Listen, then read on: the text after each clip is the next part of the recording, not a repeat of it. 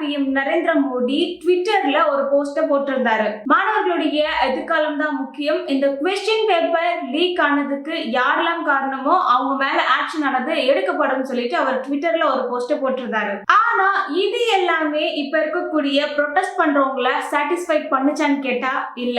உடனே காக்ரோச் ஜனதா பார்ட்டில இருக்கிறவங்க என்ன ட்வீட் பண்ணிருந்தாங்கன்னா, ஒன்றிய கல்வி அமைச்சரான தர்மேந்திர பிரதான் அவருடைய பதவியை ரிசைன் பண்ணணும்னு சொல்லிட்டு அவங்க போஸ்ட் பண்ணிருக்காங்க. இன்னொரு பக்கம் அப்போசிஷன் லீடரான ராகுல் காந்தி அவர் என்ன சொல்லி போட்டிருந்தாருன்னா, மாணவர்களுடைய எதிர்காலத்தை கெடுத்ததே உங்களுடைய கவர்மெண்ட் தான் போஸ்ட் பண்ணியிருக்காரு. அது மட்டும் இல்லாம தர்மேந்திர பிரதான் உடனே அவருடைய பதவியை விட்டு ரிசைன் பண்ணணும்னு அவங்க சொல்றாங்க. கிட்டத்தட்ட 20 நாட்களுக்கு மேல இந்த போராட்டமானது தொடர்ந்து நடந்துட்டு தான் இருக்கு. ஸ்டார்டிங்ல இந்த ஒரு ப்ரொடெஸ்ட் ஆனது யாருக்குமே அவ்வளவா தெரியல. இப்ப இந்த ப்ரொடெஸ்ட் ஆனது டெல்லியில் மட்டும் இல்ல, இந்தியாவுல பல இடத்துல இதுக்காக ப்ரொடெஸ்டும் பண்ணிட்டு இருக்காங்க. ஜந்தர் மந்தர்ல இந்த ஒரு ப்ரொடெஸ்ட் ஆனது நடக்குது. முதல்ல கொஞ்சம் மாணவர்கள் தான் அங்க இருந்தாங்க. ஆனா போக போக 10,000க்கும் மேற்பட்ட மாணவர்கள் அந்த ஒரு ப்ரொடெஸ்ட்க்கு வராங்க. ஒரு 17, 20, 21 சொல்லிட்டு இந்த ஏஜ்ல இருக்கக்கூடிய ஸ்டூடெண்ட்ஸுமே அந்த ப்ரொடெஸ்ட்ல கலந்துக்கிறாங்க. இன்னொரு பக்கம் சிஜேபி 25 நாட்கள் இல்ல 25 மாதங்கள் ஆனாலும் இந்த ஒரு ப்ரொடெஸ்ட் ஆனது தொடர்ந்து நடக்கும். தர்மேந்திர பிரதான் அவருடைய பதவியை விலகணும் சொல்லிட்டு ப்ரொடெஸ்ட்லயும் இருக்காங்க. இந்த ப்ரொடெஸ்ட்கான மெயின் ரீசனே நீட் பேப்பர் ஆனது லீக் ஆயிருந்துச்சு. இந்த நீட்காக பல பேர் நைட் பகல்னு சொல்லிட்டு அவங்களுடைய எஃபோர்ட்டை போட்டு படிச்சுட்டு இருக்காங்க. அப்படி இருக்கும்போது இந்த மாதிரியான பேப்பர்லாம் லீக் ஆகுறதுனால ஸ்டூடெண்ட்ஸ் ரொம்பவே ஸ்ட்ரெஸ் ஆகுறாங்க, டிப்ரெஷன் ஆகுறாங்க. இதனால பல பேரோட உயிரும் போயிருக்கு. ட்விட்டர்ல போஸ்ட் பண்ணது எல்லாமே வெறும் ஒரு வாக்குறுதியாக மட்டும்தான் இருக்கு. அந்த வாக்குறுதிகளுக்கு எல்லாம் அவங்க பொறுப்பேற்க வேண்டும் சொல்லிட்டு ஸ்டூடெண்ட்ஸ்ல இருக்கிறவங்களும் சிஜேபில இருக்கிறவங்களும் சொல்றாங்க. ஆனா யாருமே இதை எக்ஸ்பெக்ட் பண்ணிருக்க மாட்டாங்க. டெல்லின்னு மட்டும் இல்லாம இப்போ இந்தியா முழுக்கமே இந்த ஒரு ப்ரொடெஸ்ட் ஆனது நடந்துட்டு இருக்கு. அதுலயுமே பல மெயின் ஸ்ட்ரீம் மீடியாஸ்கள் இத பத்தி பேசுறது இல்லைன்னு சொல்லிட்டும் பல பேர் சொல்றாங்க. இந்த ஒரு இஷ்யூ பத்தி பேசுறதுக்கு ஃபாரின்ல இருந்து வந்துலாம் இந்த நியூஸை கவர் பண்ணிட்டும் போயிட்டு இருக்காங்க. இந்த ஒரு நியூஸ் இப்போ சோஷியல் மீடியா இன்ஸ்டாகிராம் சொல்லிட்டு ரொம்பவே இப்போ ட்ரெண்ட் ஆகிட்டு இருக்கு. பல யங்ஸ்டர்ஸ் அவங்களுடைய ஃபியூச்சருக்காக ப்ரொடெஸ்ட் பண்ணிட்டு இருக்காங்க. இதுவரை எக்ஸாம்ஸை பார்த்து யங்ஸ்டர்ஸ் பயப்படுறாங்கன்றது இல்ல. கொஸ்டின் பேப்பர் லீக் இந்த மாதிரியான இன்ஜஸ்டிஸ் ஆனது நடந்துட்டு இருக்கு. அந்த ஒரு இன்ஜஸ்டிஸ் ஒரு ப்ரொடெஸ்டாகவும் அவங்களுடைய குரலாகவும் இப்போ டெல்லியில ப்ரொடெஸ்ட் ஆனது நடந்துட்டு இருக்கு. நேத்து அப்போசிஷன் லீடரான ராகுல் காந்தி பிரைம் மினிஸ்டர் ஹோம்க்கு முன்னாடியே ப்ரொடெஸ்ட்ல இருந்தாரு. அப்போ போலீஸ் அவரை ஃபோர்ஸ்ஃபுல்லா அங்க இருந்து தூக்கிட்டு போன ஒரு காட்சிகள் எல்லாமே நம்மளால பார்க்க முடிஞ்சுச்சு. அவரை அரெஸ்ட் பண்ணி அதுக்கப்புறம் அவரை வெளியே விட்டுட்டாங்க. ஆனா ஸ்டில் அந்த ப்ரொடெஸ்ட்ல பல பொலிட்டீஷியன்ஸ் பல பேர் இன்னுமே அதுல இருந்துட்டு தான் இருக்காங்க. முக்கியமா ஆக்டரான பிரகாஷ் ராஜ் அவருடைய சப்போர்ட்டை கொடுத்துட்டு தான் இருக்காரு. இந்த ஒரு இஷ்யூ ஆனது இந்த அளவுக்கு வந்ததற்கு ஒரு முக்கியமான ஒரு நபர்னா அவர் சோனம் வாங்சுக். இவர் லடாக்கை சேர்ந்தவர். இவர் இப்போ ஹங்கர் ஸ்ட்ரைக்ல இருக்காரு. இவர் ஆல்ரெடி 20 நாட்கள் ஹங்கர் ஸ்ட்ரைக்ல இருந்தாரு. அவரோட உடல்நிலை இப்போ ரொம்பவே மோசமானதுனால அவர் ஐசியூலும் இருக்காரு. ஸ்டில் அவர் சைட்ல இருந்து அவர் கேக்குறது என்னன்னா, இந்த நீட் பேப்பர் ஆனது லீக் ஆச்சு, அதனால தர்மேந்திர பிரதான் அவருடைய பதவியில இருந்து விலகணும், அப்பதான் என்னோட ஹங்கர் ஸ்ட்ரைக்கை நான் ஸ்டாப் பண்ணுவேன்னு சொல்றாங்க. மே மந்த் இந்த ஒரு நீட் எக்ஸாம் ஆனது கண்டக்ட் பண்ணாங்க. கிட்டத்தட்ட இந்த ஒரு இஷ்யூனால 20 லட்சம் மாணவர்கள் கிட்ட பாதிக்கப்பட்டிருக்காங்க. இந்த வருஷம் மட்டும் இந்த நீட்ல 22.7 லட்சம் மாணவர்கள் எக்ஸாமை எழுதினாங்க.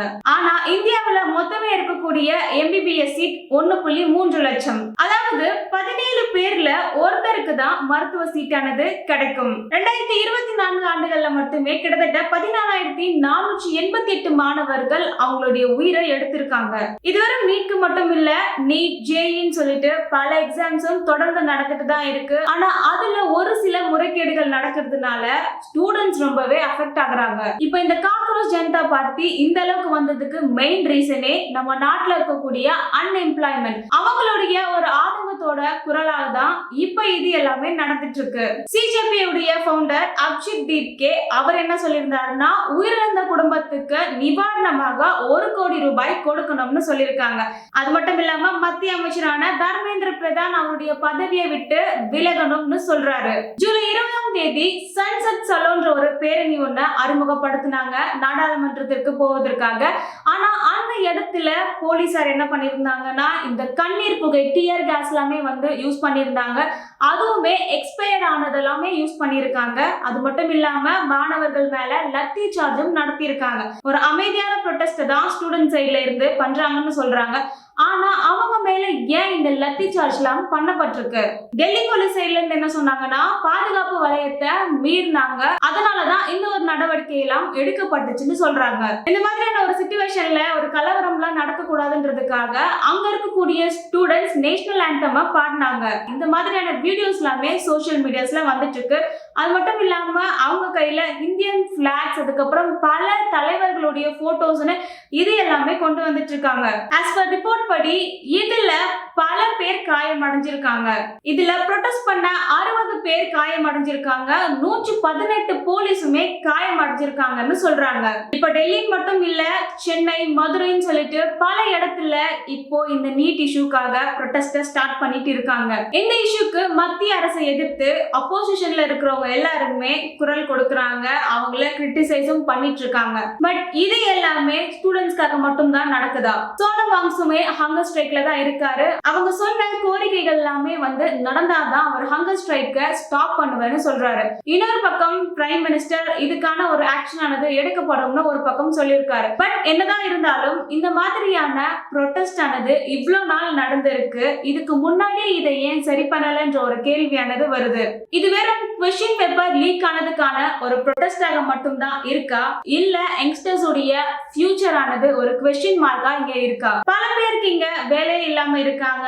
இன்னும் பல பேர் அவங்க உண்மையா படிச்சு எக்ஸாமுக்காக ப்ரிப்பேர் ஆகுறாங்க. அப்படி ஆகும்போது இந்த மாதிரியான கொஸ்டின் பேப்பர் லீக் ஆகுறது எல்லாமே தொடர்ந்து நடக்கும்போது அவங்களுடைய மனநிலை எப்படி இருக்கும்? ஒரு எக்ஸாமுக்காக அவங்களுடைய லைஃபே போகுது. இப்படி பல ஸ்ட்ரகிள்ஸ் யங்ஸ்டர் சைட்ல இருந்து அவங்களும் ஃபேஸ் பண்ணிட்டு தான் இருக்காங்க. இதுக்கான ஒரு ப்ராப்பரான சொல்யூஷன் ஆனது என்னவா இருக்கும்? இத கவர்மெண்ட் எப்படி ஹேண்டில் பண்ணி ஒரு ப்ராப்பரான ஒரு எஜுகேஷன் சிஸ்டம், ஒரு ப்ராப்பரான எக்ஸாமை எப்படி கண்டக்ட் பண்ண போறாங்க?